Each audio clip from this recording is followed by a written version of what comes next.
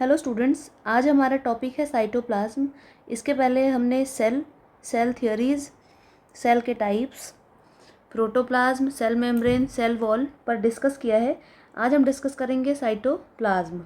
ठीक है, सबसे पहले देख लेते हैं बेटा कि साइटोप्लाज्म का हमारा कंपोजिशन क्या होता है। ठीक है, उसके पहले डेफिनेशन देख लेते हैं कि साइटोप्लाज्म क्या होता है। It is a viscous homogeneous and colloidal liquid that contains various molecules of water, amino acid, carbohydrate, lipid, protein, etc. इसका मतलब क्या हुआ बेटा कि हमारे साइटोप्लाज्म में क्या क्या कंपोजिशन होता है। साइटोप्लाज्म में हमारे कंपोजिशन क्या क्या होता है।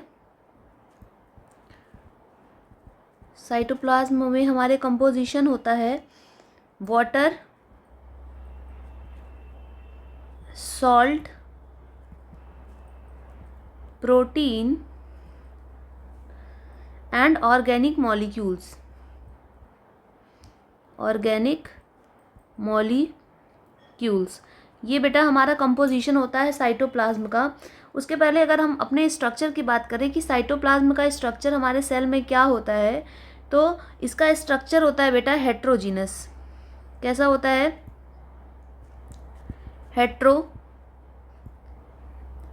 हेट्रोजीनस इसका स्ट्रक्चर होता है with a framework of protein scaffolds called cytoskeleton. इसमें क्या होता है, जो एक फ्रेमवर्क लाइक स्ट्रक्चर पाया जाता है उसे हम क्या बोलते हैं बेटा?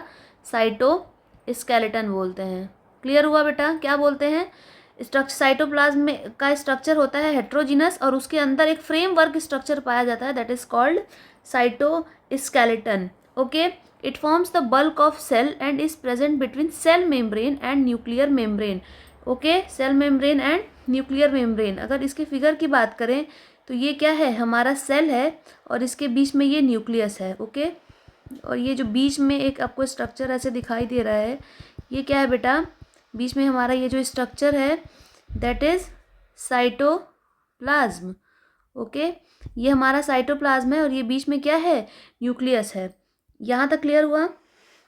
ओके, अब उसका देख लेते हैं बेटा कि इस नेक्स्ट टॉपिक क्या है। A large number of cell organelle are present in it. अब बेटा ये न्यूक्लियस है, ये साइटोप्लाज्म है। जितने भी हमारे ऑर्गेनेल्स होते हैं, माइट्रोकॉन्ड्रिया, गोल्जी बॉडी सॉरी, उसके बाद लाइसोसोम, उसके बाद ER, ये सब हमारे कहाँ प्रेजेंट होते हैं? साइटोप्लाज्म में। कहाँ प्रेजेंट होते हैं बेटा? साइटोप्लाज्म में प्रेजेंट होते हैं। ओके, अब नेक्स्ट हम देख लेते हैं कि इसका फंक्शन क्या होता है। साइटोप्लाज्म का हमारे फंक्शन क्या होता है। Okay, so cytoplasm is the sites of most chemical. बेटा यहाँ जो साइटोप्लाज्म में बहुत सारे केमिकल रिएक्शन होते हैं, क्या होते हैं साइटोप्लाज्म में? बहुत सारे केमिकल रिएक्शंस होते हैं where it's cell growth, expansion and replication takes place. क्या क्या होता है बेटा? फंक्शन अगर हम देख लें, फंक्शन ऑफ किसका फंक्शन देख लें बेटा? साइटोप्लाज्म का अगर हम फंक्शन देख लें तो वो क्या होता है? Site of chemical reaction. Site of chemical reaction, इसका मतलब ये हुआ कि जो हमारे सेल में कुछ भी अगर फिनोमिना होगा, रिएक्शंस होंगे, तो वो कहाँ होंगे? साइटोप्लाज्म में होंगे। कहाँ होंगे? साइटोप्लाज्म में होंगे। यहाँ तक क्लियर हुआ बेटा? क्लियर हुआ? हाँ, ओके। अब इसका देखते हैं कि इसका इम्पोर्टेंस क्या है। जाहिर सी बात है कि सेल में है तो इसका कुछ तो इम्पोर्टेंस होगा ही होगा। ओके, तो इसका इम्पोर्टेंस क्या होगा? इसका इम्पोर्टेंस क्या होता है? विदाउट साइटोप्लाज्म, अगर बेटा साइटोप्लाज्म सेल में नहीं होगा तो ये क्या होगा? सेल हमारा फ्लैट दिखेगा। कैसा दिखेगा? फ्लैट। ओके, जैसे बलून में अगर हवा ना हो तो बलून कैसा दिखेगा? फ्लैट दिखेगा, फूला हुआ नहीं दिखेगा। Okay, without cytoplasm cell would be flat and deflated and it wouldn't be able to retain its shape. Okay, बात समझ में आया बेटा? ये क्या हो जाएगा? इसका शेप नहीं हो पाएगा सेल का। यहाँ तक सारे टॉपिक्स क्लियर हो गए बेटा? साइटोप्लाज्म के अंदर के जितने भी पॉइंट्स थे। नेक्स्ट है various cell organelles perform specific function in the cytoplasm. बहुत सारे सेल ऑर्गेनेल अलग अलग परफॉर्मेंस करते हैं साइटोप्लाज्म के अंदर, मतलब जो भी फंक्शन करते हैं वो कहाँ होता है, साइटोप्लाज्म के अंदर ही होगा। It keeps the cell fully expanded and provided turgidity. अभी मैंने वो चीज़ बताया कि ये क्या करेगा, सेल को उसको शेप देने में क्या करता है, हेल्प करता है। कौन हेल्प करता है, साइटोप्लाज्म। क्लियर हुआ? ओके अब हम हमारा नेक्स्ट टॉपिक है एंडोप्लाज्मिक रेटिकुलम। अब हम हमारे अपने नेक्स्ट टॉपिक पे चलते हैं, एंडोप्लाज्मिक रेटिकुलम। ओके बेटा, अब एंडोप्लाज्मिक रेटिकुलम क्या होता है, अगर आप इस फिगर को ध्यान से देखें, इस फिगर को अगर आप ध्यान से देखें तो ये हमारा क्या दिख रहा है, एंडोप्लाज्मिक रेटिकुलम है। अभी हम उसके बारे में देखते हैं।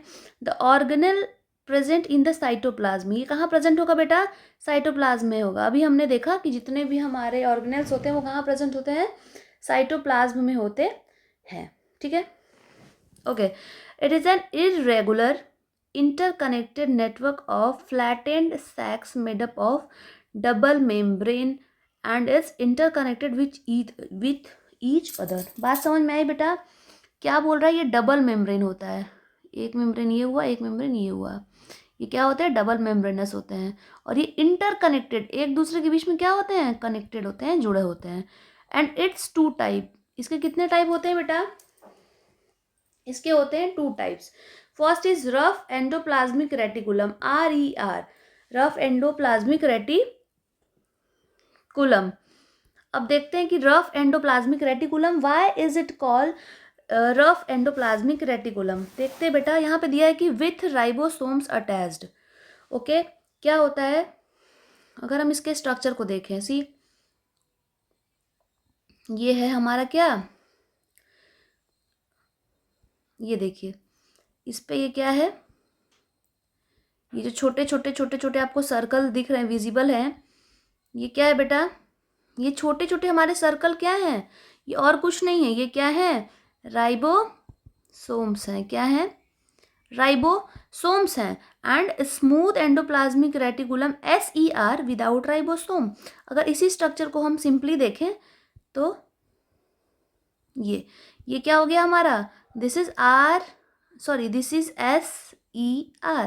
Means, SER means what, SER means smooth endoplasmic reticulum. And what about RER, that is rough. Okay, rough endoplasmic reticulum. अब देखते हैं कि रफ एंडोप्लाज्मिक रेटिकुलम को रफ क्यों कहते हैं। यहाँ से समझ में आया होगा आपको बेटा कि rough endoplasmic reticulum RER with ribosome attached and smooth endoplasmic reticulum SER without ribosome.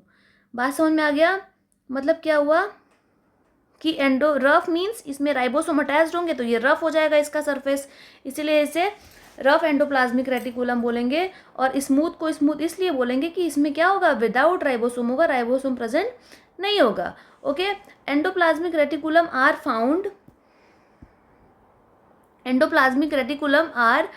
Found in all cells. किस में पाया जाएगा बेटा, सेल में पाया जाएगा। ओके, अब आगे देखते हैं इसके फंक्शंस क्या क्या हैं। It is associated with the synthesis, storage and transport of metabolic products. Metabolic products का ट्रांसपोर्ट, एक जगह से दूसरी जगह ले जाना, उसका फॉर्मेशन करना, बनाना, उसको सहेज के रखना, स्टोर करना, ये कौन करता है बेटा, हमारा ER करेगा। बात समझ में आ गई सबको, उसको बनाना, रखना और एक जगह से दूसरी जगह ले जाना, ये फंक्शन कौन करता है, ER करेगा। Next, it gives internal support to the colloidal matrix, मतलब जो उसके मैट्रिक्स होता है किसका, it gives internal support to the colloidal matrix and provides a surface for some of the biochemical activities of the cell. Biochemical activities जो होती है cell की, उसको कौन एक्टिव मतलब करता है, परफॉर्म कौन करता है, एंडोप्लाज्मिक रेटिकुलम करेगा। Okay, RER is connected with protein synthesis and formation of lysosomal enzyme. मतलब ये क्वेश्चन यहाँ से राइज होता है कि लाइसोसोमल एंजाइम को फॉर्मेशन कौन करता है, प्रोटीन सिंथेसिस में फॉर्मेशन कौन करता है, तो RER। यहाँ पे बेटा ध्यान देने वाली बात है कि SER नहीं करेगा, SER नहीं करेगा, कौन करेगा, RER, रफ एंडोप्लाज्मिक रेटिकुलम करेगा। ओके, नेक्स्ट देखते हैं SER plays a crucial role in detoxifying many poisons and drugs. Plays a crucial role in detoxifying many poisons and drugs. अब SER का क्या वर्क दिखा रहा है बेटा? ये क्या काम करता है? डिटॉक्सिफाई करने के लिए काम करता है। बहुत सारे पॉइजन्स को, जहरीला जो उसका होता है नेचर, उसको खत्म करने के लिए क्या करता है? हेल्प करता है। बात समझ में आ गई सबको? हाँ, ये डिटॉक्सिफाइंग का काम करता है SER, और RER का काम क्या होता है? प्रोटीन सिंथेसिस को क्या करता है? ये कंसर्न करता है। बात समझ में आ गई बेटा?